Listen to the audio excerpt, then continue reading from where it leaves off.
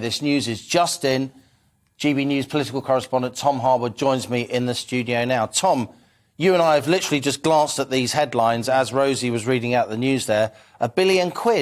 It's not a lot, is it? It's not a lot, but it potentially is not to cover that much time. Remember, this isn't funding that's going to cover restrictions. This is about those cancelled bookings, particularly in the run-up to Christmas, but maybe just after. Lots of people no longer going out to have drinks, to go for dinner, to go to the theatre, to all of these sorts of things, mainly because they don't want to catch COVID in the run-up to Christmas. So this £1 billion, this up to £6,000 per hospitality business may well only be needed to cover several weeks, because it could well be the case that by the time we're through into January, we're past the peak of Omicron, the sort of hysteria around this, we're past the worst of it, and businesses can then go on trading as they did before. So this is really a stopgap measure, and there has been quite a lot of political pressure for this money, not least from businesses, but also from devolved administrations who've been pointing out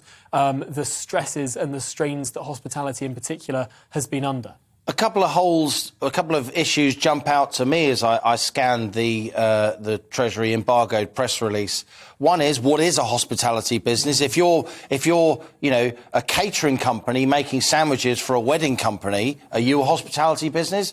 We don't know. Also, the other thing that strikes me, Tom, is that it's going to be very difficult to get this stuff out the door quickly, so there's likely to be quite a lot of fraud.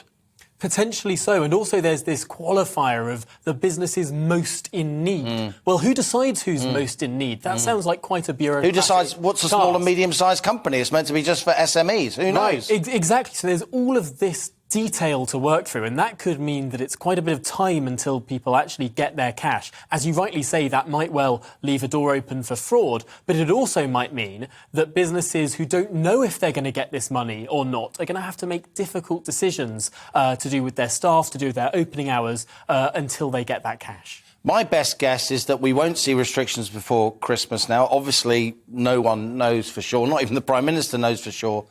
But I do expect Parliament to be recalled now between Christmas and the New Year. Is that what you're picking up to? That seems to be the consensus. It seems that Cabinet was successful yesterday in that almost 3-hour-long meeting from 2 p.m. Pushing back against Sage. Saying they want to see more data, they want to have more time. Now, of course, the argument against that is there's not going to be much more time. And if we wait for full data, it will be too late to act. But they seem to have won that argument to wait for more data, which really might close the doors after the horse has bolted. If we have Christmas as this big crucially intergenerational mixing weekend. A lot of people in my generation have caught COVID in the last week. If they go off and see their grandparents this weekend, that could cause a problem for the NHS. But it seems that there won't be formal restrictions. There may be advice. There may be a press conference, who knows, and more advice for families. But I don't think there'll be legislation, certainly not before next week. But yes, I have been hearing that the MPs are fully expecting, they're cancelling plans for next week because they may well be recalled to London. Tom Harwood, thanks a lot for joining us.